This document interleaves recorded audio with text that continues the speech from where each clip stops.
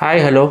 അപ്പോൾ ഇന്ന് നമ്മൾ സംസാരിക്കാൻ പോകുന്നത് കണ്ണൂരിലെ കണ്ണാടിപ്പറമ്പ് ശ്രീ മുത്തപ്പൻ ക്ഷേത്രത്തിലെ ഉത്സവത്തോടനുബന്ധിച്ചുള്ള കലാപരിപാടികളിൽ RSSൻ്റെ ഗണഗീതം പാടിയെന്നുള്ള രീതിയിൽ ഒരു വിവാദം വാർത്ത വന്നിരുന്നുണ്ട്.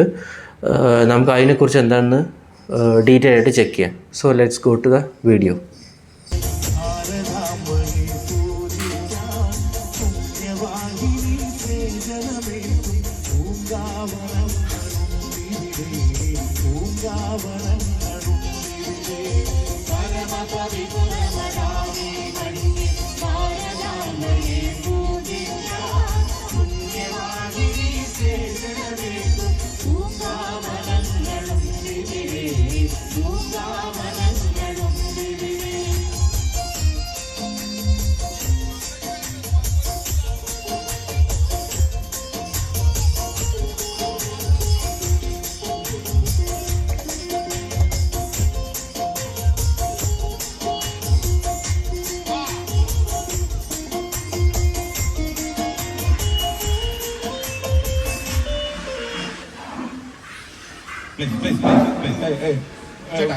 ഇതുവരെ നല്ലതായി പോയി.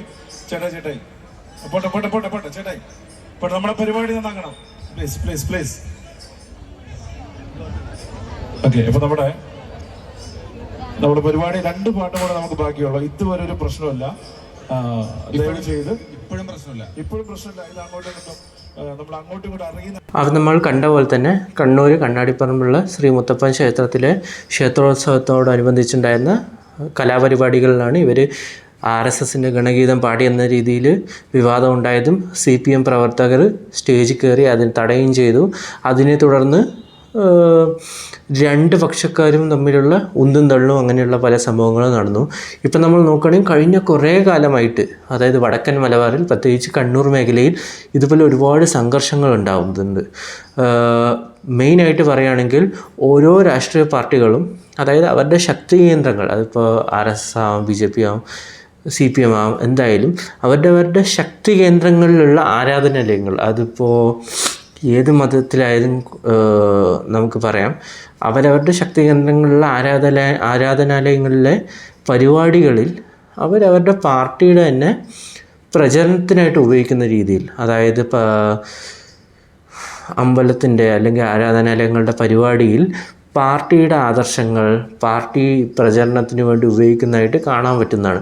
അതിനെ തുടർന്ന് ഇപ്പോൾ റീസെൻ്റായിട്ട് ഒരുപാട് സംഘർഷങ്ങൾ റിപ്പീറ്റഡായിട്ട് നമുക്ക് ന്യൂസ് കാണാൻ പറ്റുന്നതാണ്.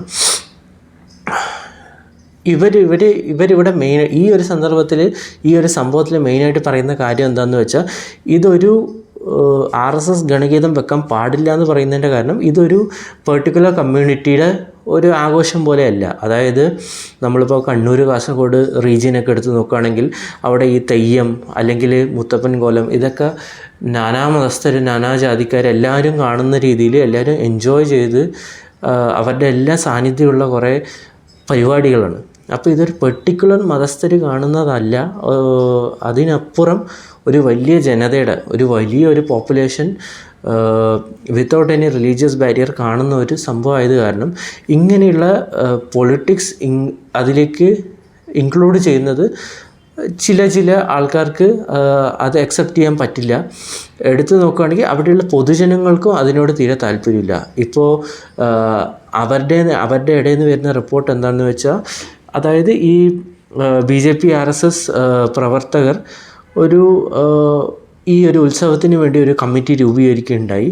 അപ്പോൾ ആ ഉത്സവത്തിൽ നടക്കുന്ന കലാപരിപാടികളായിക്കോട്ടെ, ബാക്കിയുള്ള പ്രവർത്തനങ്ങളെല്ലാം അവരുടെ നിർദ്ദേശപ്രകാരം അവർ പ്ലാൻ ചെയ്യുന്ന രീതിയിലായിരിക്കും. നമ്മൾ പറഞ്ഞ പോലെ തന്നെ ഇതൊരു RSS BJP വേദിയല്ല, ഇതൊരു നാനാ മതസ്ഥർ പങ്കെടുക്കുന്ന ഒരു ഉത്സവം അല്ലെങ്കിൽ ഒരു കമ്മ്യൂണിറ്റിയുടെ ഒരു വേദി ആയത് കാരണം ഇത് എല്ലാവർക്കും അക്സെപ്റ്റ് ചെയ്യാൻ പറ്റാവുന്ന രീതിയിലല്ലാത്തത് കാരണം മറ്റ് മതസ്ഥർ അല്ലെങ്കിൽ അവിടെയുള്ള ഹിന്ദുക്കൾ തന്നെ ഇതിനെതിരെ പ്രതിഷേധിക്കുകയുണ്ടായി. ഇത് കണ്ടു നിന്ന് മറ്റ് പാർട്ടിക്കാരായിട്ടുള്ള, പ്രധാനമായിട്ടും അവിടെ ശക്തിയിലിരിക്കുന്ന CPM ആണ്, അവരും പ്രതികരിച്ചു. ഓക്കെ, നിങ്ങളുടെ കമൻറ്റ്സ് എന്താണെന്ന് കമൻറ്റിൽ രേഖപ്പെടുത്താം. അടുത്ത വീഡിയോ ആയിട്ട് കാണാം. Okay, by.